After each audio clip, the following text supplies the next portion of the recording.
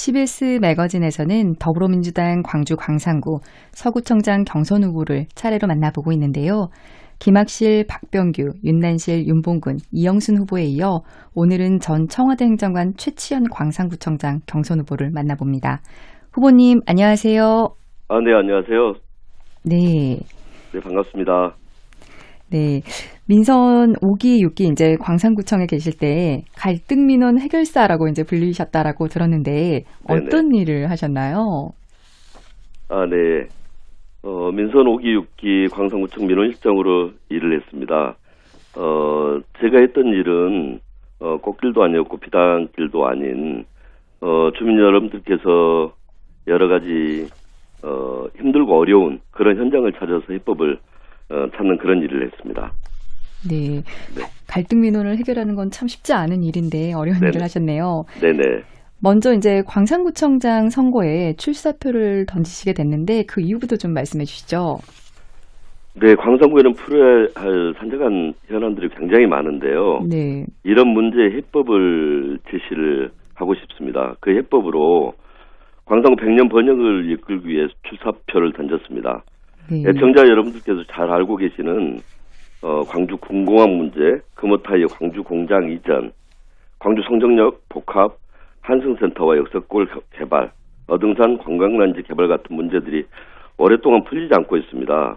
나아가서 광정 일자리를 중심으로 빚거린 산단에는 미래의 모빌리티 산업이 자리를 잡아야 하고요. 첨단 3지구에는 인공지능 산업도 안착시켜내야 합니다. 하나하나가 광산구를 넘어서 광주와 전라도 전체의 미래를 좌우할 중요한 일인데요.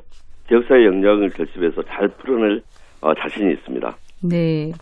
민선 5기, 6기 이제 광산구청에 계셨었는데 네네. 그러면 이제 광산구 구정에 대해서는 좀 어떻게 평가하시고 계시나요? 네.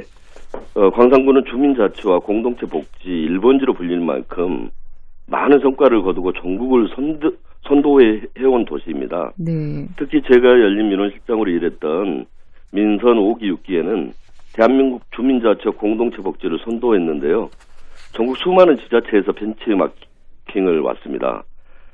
특히 공익활동지원센터에서 성장한 마을 자치 활동가들은 광주시 마을 공동체 사업을 속건의 마을을 가꿨습니다. 현재 읍면동에서 설치된 지역사회 복지협의체는 광산구의 투게더 광산 나눔문화재단 동의원의 모델에서 출발했습니다. 민선 7기 또한 광산구는 코로나19라는 감염병 사태 속에서도 안전과 경제 부분에서 좋은 성과를 냈는데요. 특히 광산 백신회의 같은 경제 거버넌스는 어려움 속에서 지역사회가 똘똘 뭉쳐서 함께 위기를 극복해내는 모범 사례가 됐습니다. 네. 그동안에 이제 성과는 조금 살리게 되고 아쉬운 부분은 이제 보완하는 작업이 필요할 텐데요. 구정 운영 방안은 그러면 어떻게 세우고 계시나요? 네. 저는 개선과 혁신의 관점을 항상 견지하겠습니다. 주민자치와 공동체 복지, 안전과 거버넌스 토대에 의해서 사회좋은 공동체 도시로 나아가겠습니다.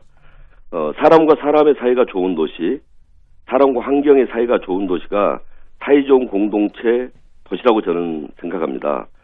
지금을 모두 다가 위기의 시대라고 하지 않습니까? 네. 기후위기는 인류의 생존을 위협하고 있는데요. AI로 대표되는 디지털 혁명은 대량 해고와 양극화 심화라는 또 다른 위기를 예고하고 있습니다. 네. 기후위기를 극복하는 에너지 대전환을 이루려면 사람과 환경 사이가 좋아야 한다고 저는 생각합니다.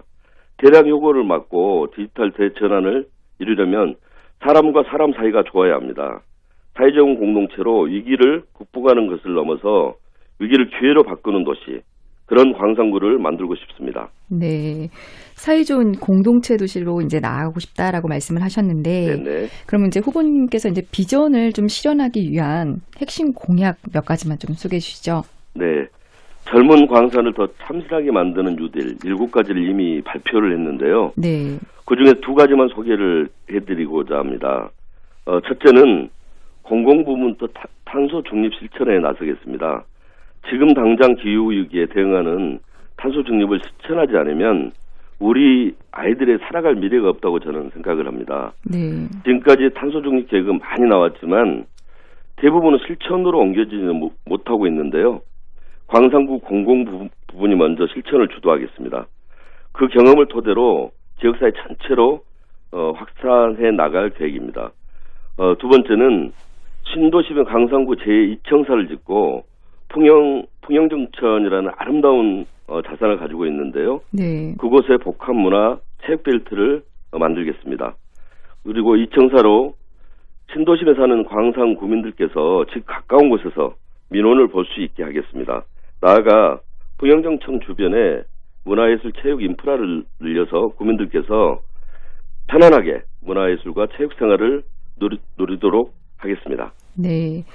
앞에서 이제 후보님께서 광주 공항 이전이라든지 금호타이어 광주 공항 이전이라든지 다양한 이제 현안이 좀 많다라고 말씀을 하셨는데, 네. 그럼 이제 후보님께서 생각하시는 광산구가 마주한 가장 시급한 현안은 무엇이고 이를 해결할 어떤 해결책에 대해서 후보님의 보관도 좀 궁금합니다. 네네. 광산 구민들의 힘과 지혜 그리고 집단지성이 좀 필요한 일이라고 생각을 합니다. 네. 이미 말씀드린 산적한 광산구 현안에 대한 해법을 광산 미래 100년위원회에서 저는 제시하겠다라고 발표를 했는데요.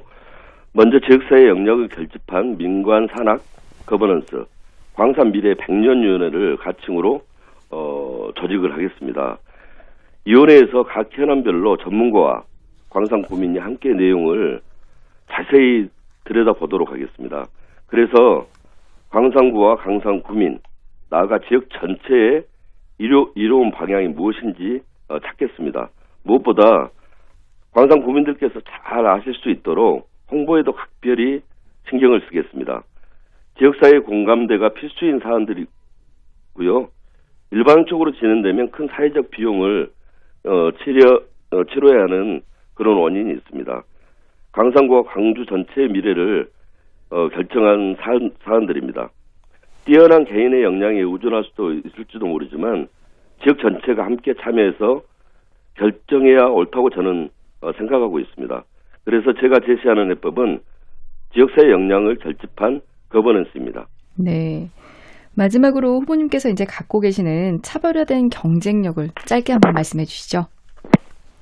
경험과 인맥을 바탕으로 한 문제 해결력을 차별화된 경쟁력이자 장점으로 꼽고 싶습니다.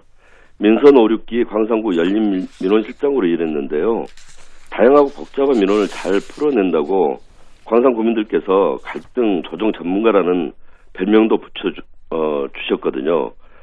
광산구 성과를 인정받아서 문재인 대통령 청와대에서도 일할 기회를 얻었는데요. 청와대에서도 국정 전반에 걸쳐 다양한 이해관계가 얽혀있는 사안들을 처리했습니다. 이후에는 국가보훈처장관 정책보좌관으로 당정청을 오가며 현안들을 풀었고요. 현재 많은 훌륭한 분들이 광산구청장에 도전하고 계신데요. 마무리 정리 한번 해주시죠. 예. 하지만 지자체 청와대 중앙정부에서 모두 일한 경험이 있는 후보는 제가 유일합니다. 네. 광산구의 산적한 문제들을 풀고 광주를 뛰어넘는 대한민국 최고의 자치구를 만들겠습니다. 네, 고맙습니다. 경선에서 좋은 결과가 있기를 바랍니다. 네, 오늘 말씀 고맙습니다. 감사합니다. 네, 고맙습니다. 지금까지 최치연 광산구청장 경선 후보였습니다.